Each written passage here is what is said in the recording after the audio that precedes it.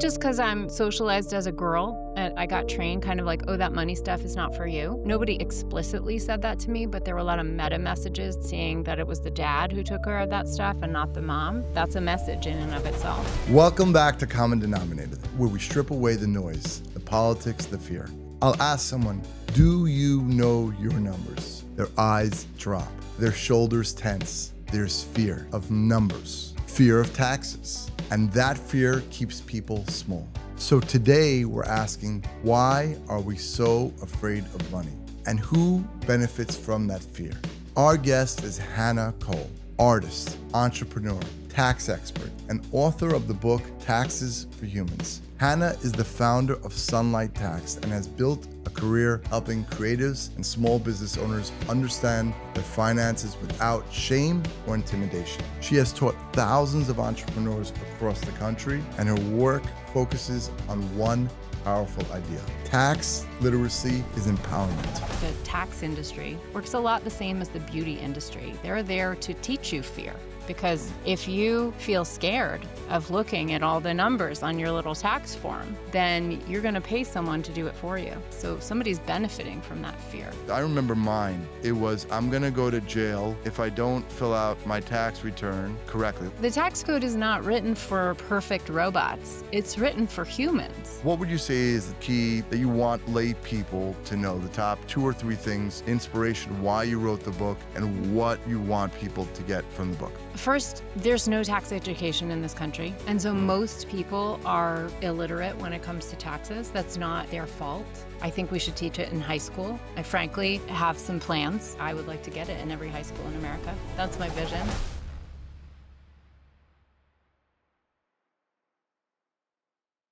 Hi, Hannah. Welcome to Common Denominator. Thanks, Moshe. I'm so happy to be here. So for me, when I talk about, it's not just taxes, but when I talk about business, I always would say to people, I said, okay, do you have a business plan based on numbers, based on income, expenses, profit, basically the numbers? And the reaction of people, it's always like this kind of shock, and their eyes go down, and they kind of have this fear, this deep fear of numbers. I want to try to I've been trying for a long time to try to kind of figure this out. What do you think that origin is? And then maybe we can make it simple to give solutions how to solve that fear of numbers. Boy, fear is a huge theme in this whole thing, but I wonder why, why the fear of math specifically? I'm not sure. I felt it myself, and now I love it. I actually think of numbers as peaceful because they're just there to show me information. If you can quiet the noise of the story that is in your head about them. In fact, I have really run with this idea very far because I personally, the news is horrifying. People get really triggered, myself included. I actually have found that one of my tricks for that is I listen to market news. I just prefer to take in the news through, economics, because I feel like it's a filter that actually just kind of quiets some of the noisiest parts that are the most triggering. And I can just hear you get a sense for what's happening when you listen to market news, but it's more about and how are people reacting? And here's the market today, and here's the market tomorrow. So it just kind of calms it all down. That's my feeling. If you would describe, go inner and describe your fear of numbers, what'd that look like? Or taxes, or the markets? What did that look like originally for you? And what was your decision? You said, okay, I'm going to do something about it. And what was that kind of moment for you? In a way, I got trained partly just because I'm, socialized as a girl, that I got trained kind of oh, that money stuff is not for you. Nobody explicitly said that to me, but there were a lot of meta messages that did say that to me. Just watching all my friends' parents and seeing that it was the dad who took care of that stuff and not the mom. That's a message in and of itself. And there's data about how we talk to our kids. We tend to say to girls, save your money, be careful. And we tend to say to boys, grow your wealth, invest. And it really matters how you talk to your kids. I actually want us to have our daughters investing and growing their wealth as well. So I do think there's this sort of cultural message that came to me about money.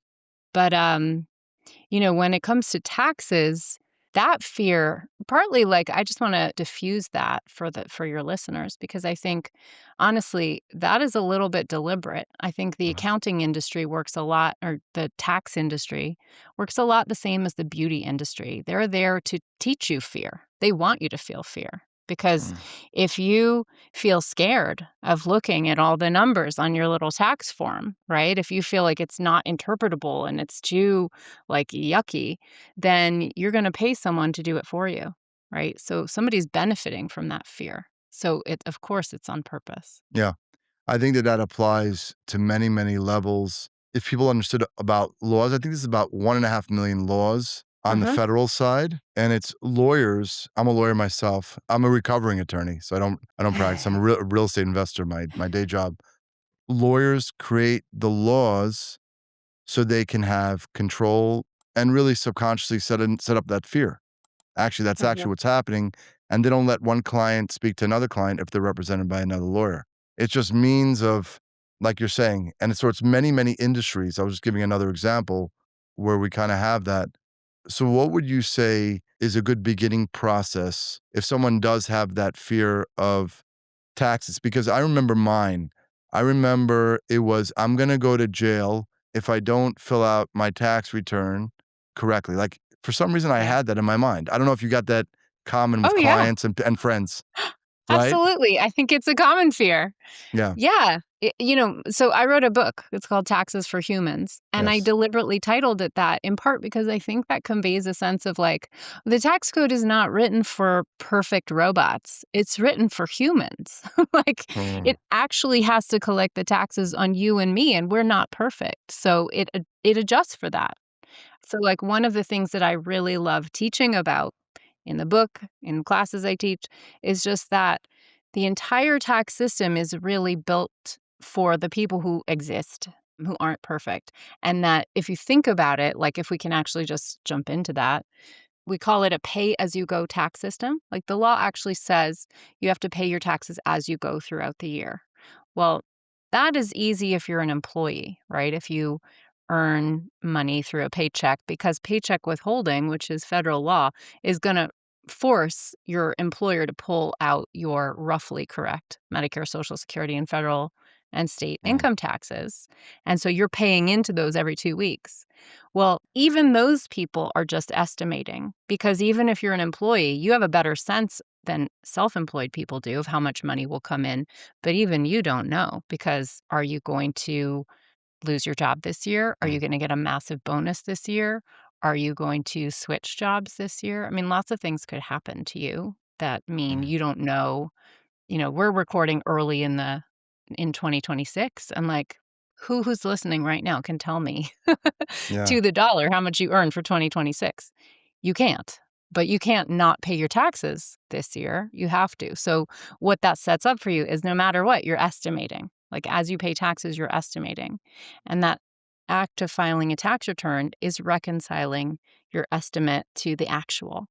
And so if you think about it that way, you realize it's kind of a correction. That's what the tax return is. Adjustment is actually built into that system, is far more humane than I think people are led to believe. Yeah, I mean, I guess the worst case scenario, so the first debunking for me was that, okay, worst case scenario, there's gonna be some penalty, Mhm. but you can also always there's a phone number. And even though you might be put Yeah. on hold for hours, you speak to somebody, right? You speak to Yeah. somebody and you have a conversation. And if it's something that meets the file, then maybe that penalty will even go away. So it's not you're gonna Mhm. if it's, you're not intentionally not paying taxes, you're doing the best that you can to your Yeah. point. So that was like a super important point. But then also, if you're a business person, you have lawyers and accountants that help you file your taxes, and you have things in the file that explain why you did what you did. If worst case scenario, what actually ends up happening, because very, very few cases actually go to the level of a crime. Like Oh, so what would be few. levels, right? So let's talk about that. Like, 'cause I Yeah. know that that was a fear, right? The fear of going to jail. Mhm. So what do you Yeah. have to do in order to go to jail with regard to taxes? I mean, honestly, I don't feel well versed on this because it's so rare. Right. Like, I don't know these numbers because 'cause I've never encountered anything close to it. The other thing, I think also like spiritually, like spirit of the law is very important to me because I think it's easy to get caught up in like little details that aren't really what the point is. But the spirit of the law is that even if, and the IRS is well aware that people, run out of cash in the middle of the year, like things happen.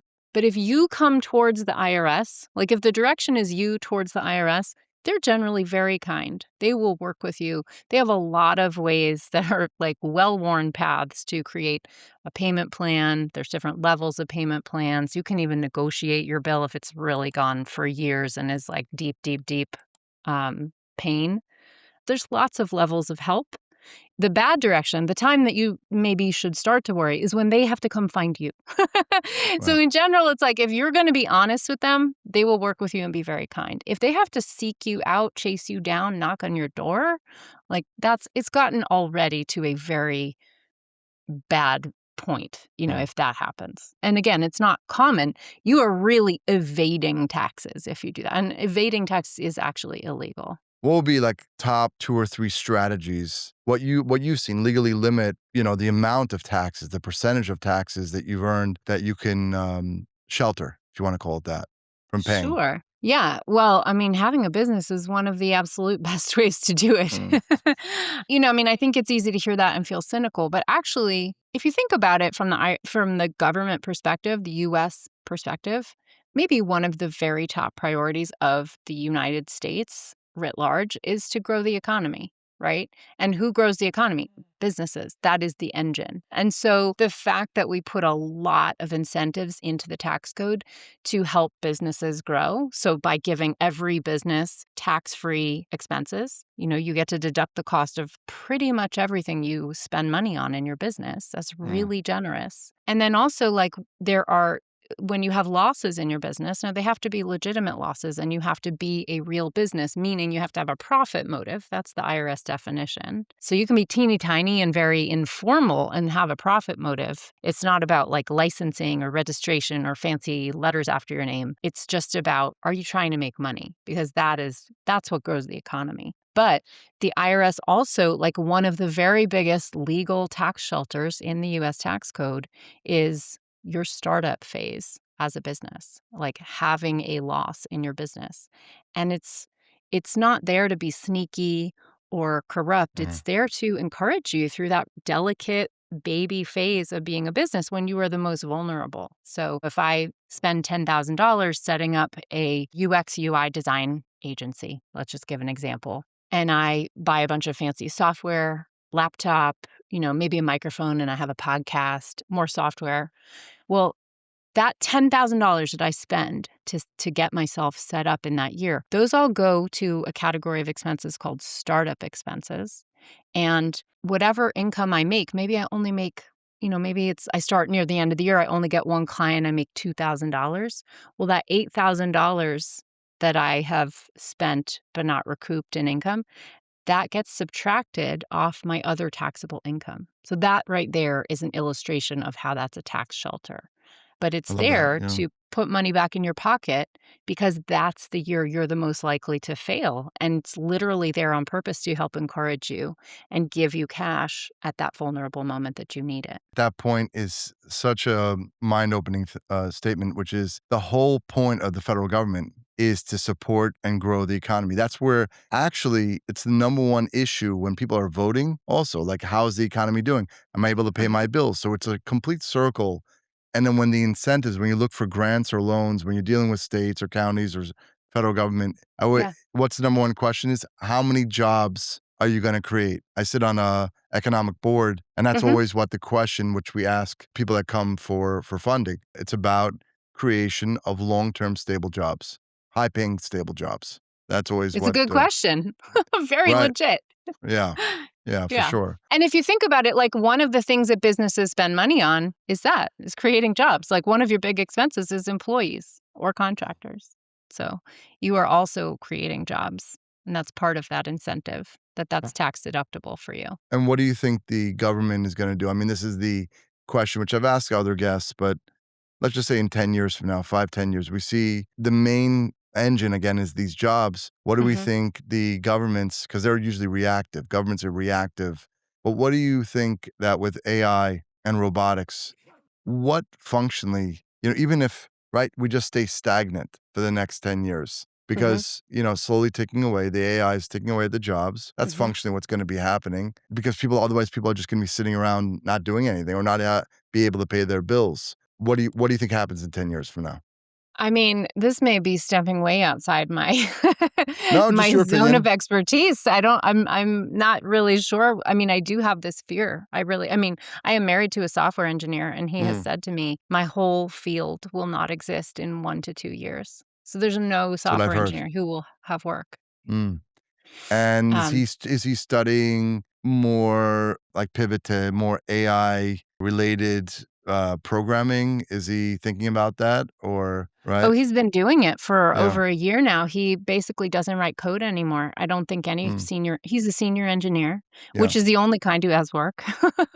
The junior people are completely replaceable by AI. The senior people, like my spouse, are still there, but he's fully just telling AI what to code, and it's very efficient. It does a lot. It writes really ugly code, and the whole craft of beautiful, clean code is completely gone now, which is, demoralizing. I think if you spent the last 20 years of your life cultivating a craft and suddenly everyone around you is like, "Yeah, we don't care about the craft anymore." So, like, Mm, that's an issue. That's a yeah. spiritual issue. He is already coding with AI. Now, I think lay people can do that. Like, there's some ability for lay people to have that, and probably within a few months, it'll be more and more accessible where anybody can do it, at which point he'll no longer have any work. So, I don't know. Yeah. It's a little scary over here. N Yeah, no, I guess the way I see it is what I told my wife beginning of COVID. People weren't paying rent, and, it was like, "Okay, we may go bankrupt." Like, we've worked blood, sweat, and tears, but then I realized, like, this solace that we had, "No, but everybody's in the same pot." I was like, Mm, "Okay, every business is shut. There's no money going around. mhm. What did the government do?" I think what did I read? Since 2019, worldwide, $52 trillion was printed. That's what the number was. 52 Whoa. trillion. People don't realize. I think it was about 25% of all money ever existing. Trillion, not billion. It's a lot of money. It's a That is lot a of lot money. of money. So that's what they did. They're just like boom and pumping into systems. And then that's why the stock market went up, gold, silver, crypto, assets, right? The Mhm. asset valuation. But let's talk about taxes for humans. What would you say is the key, like that you want lay people to know? The top two or three things, inspiration, why you wrote the book, and Mm. what you want people to get from the book.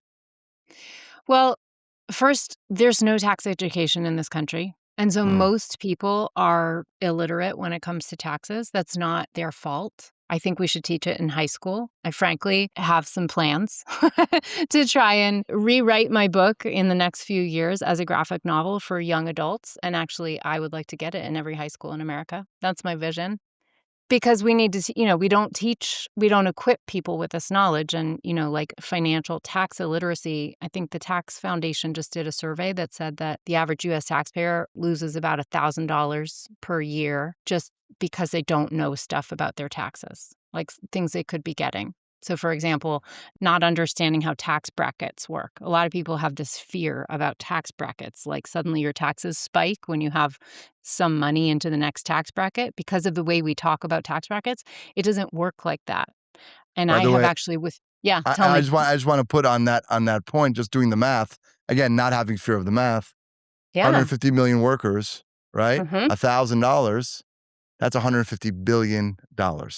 It's a lot $150 of money. billion a year that people could have saved if Mhm. they bought your book or they got knowlededgeable, right? Yeah. Think about Yeah. that. Actually, I'm looking at the number here. It says 243 billion. Oh, well, there you go, right? Because I was rounding to down to 1,000. Duh. It's more than Yeah, that. right. I guess the businesses and the people, Yeah. but I think it's about 150 million workers, 330 million people in the US. I think 150 Wow. million of them are workers, and then you have seniors, you have children, and then unemployed. And then you have people Yeah. that are entrepreneurs. Some number like that. Yeah. Yeah, it's a huge amount of money. And so really what I want to do is create a baseline. Mm. What I'm really seeking is tax literacy. And part of that is to diffuse the fear. I don't want people to, I'm trying to counter program what we're all receiving from the industry, which is Yeah. fear. On And I just purpose, by the way, on purpose. definitely. Yeah. Yeah. definitely on purpose. I would argue, I can't prove this and I'm not going to name names for that reason, but I would argue that probably there's some lobbying against having taxes as part of civic education in high schools. I I would mean, probably agree with that. Yes, that makes sense because imagine, let's say they bring in $7 trillion budget. Let's say they bring mhm, in 5 trillion, 4 trillion in mhm, tax dollars. yeah, Imagine 10% drops, right? If you're educating the people, right? Then all of a uh-huh, sudden they get smart. Again, 150 billion, 400 billion. Where are they going to make yeah, that money up? I have no idea. So keep them in fear, like many other things. Control. It ends up controlling people. for And sure. a lot of people don't go into their own business. They'll want to be Mhm, employees, but let's say they do go into their own business, but again, they don't think about the taxes. But mhm, I tell people, and this is two places where I say this: 1/3 of your working year, you're kind of working for the government. So yeah. if you don't get right, you kind of work right because it's like let's say you're in the 30% bracket or Mhm, 35% bracket. So that's and if you're not getting knowledgeable, right, you get super knowledgeable with how much you're gonna pay for a widget, but why you're not getting knowledgeable about taxes. And I say that also about 1/3 of your life, you sleep in a bed, you should get a really good bed. So that was the other Yeah, 1/3, I right? agree with that one. Yeah. So, I certainly agree with that. I mean, yeah. I feel like I wanna set a baseline of just good financial tax literacy for people, partly to save money, also to feel like you can navigate it yourself. It's totally fine. I wrote a book. It's a little against my own interest as a business owner. It's Mm, really just it's kind of my love letter to the US. Like, I yeah. really want people in this country to feel better about what we build with our tax dollars and to be more civically engaged. And I think when you realize that taxes have two sides, yes, you pay them, but you then have the right to demand from them, 'Cause you're like a that partner. Yeah. you are absolutely a partner, very Yeah. much so. You are an owner, and, it really matters, and of course, I think when I teach workshops all around the country about how, just tax literacy, especially for small businesses and self-employed people, people come out of those workshops saying to me, "I actually didn't realize it was that fair." Mm, It's like we're trained to hate it, and there are examples, I will say, like, the way that workers one to the next are treated is fair across that strata, right? mm. But I do think people see and notice that there are wealthy tax cheats way up at the top. And maybe what they don't know, but what is true. And ProPublica did some really great research on this. So I can put a link in your show notes if we want to reference this. This There's some great research about some of the big tax companies suppressing free file, the direct file program from the IRS. And yeah, just like kind of trying to keep people away from knowledge about their own taxes that could be to their benefit. And also when really, really wealthy people now I'm not here to say all wealthy people are the same. They are not. There's good and bad. There's all kinds of humans at the top, right? But there are, there's a tax gap. There's an unpaid tax bill. I forget what the number is. I think it's around $600 billion per year, which is simply money that people in the top of the 1% owe in tax, know they owe, agree they owe, but just don't pay.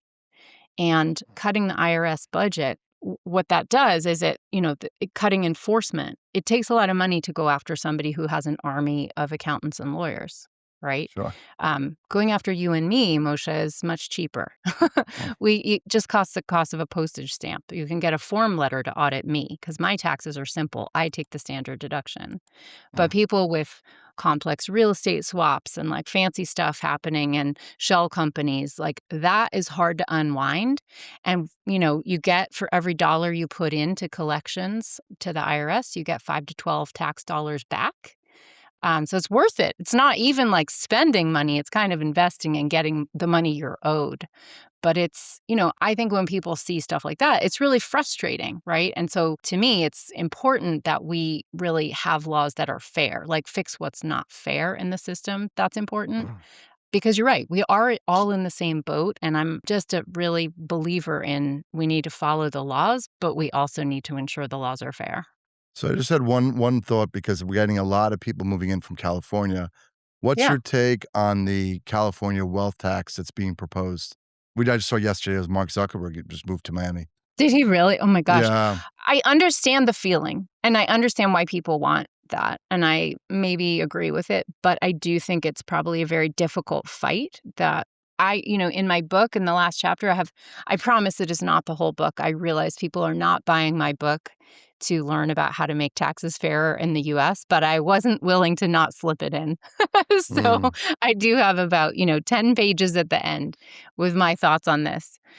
But simply going, putting money into collections for that $600 billion a year tax gap, fixing that leak, I think is priority number one. yeah. Creating a possibly impossible to defend wealth tax, it's not even fully clear that it's legal to tax wealth.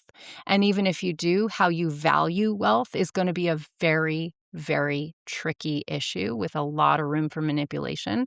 So I think technically that will be incredibly difficult, even if I'm for it. But I think fixing the leaky bucket first, that feels like a higher priority to me. Let's collect the actual taxes we're owed. If we're already setting up a system where we don't collect the tax that is owed, what good does it do to go through the huge slog of passing a wealth tax that we're also not going to enforce? Well, thank you so much, Hannah. I want to ask you, where can people pick up your book if they're interested? Yeah, you can find it anywhere books are sold or on my website, and I have some free courses that you can get if you order it straight through me. So that's sunlighttax.com/book. Well, thank you so much, Hannah. It's been great. Well, Yeah, such hopefully, a hopefully pleasure. we peeled back some layers. So I thank hope you. so too. I love all of the math that you're talking about. Even the name of your show is delightful. Thank you. Thank you so much, Hannah. Thank you for tuning in. If you're enjoying Common Denominator, make sure to hit like, comment, and subscribe so you never miss an episode. Leave a review and share the podcast with a friend for more stories that inspire, challenge, and connect us all. We appreciate you listening.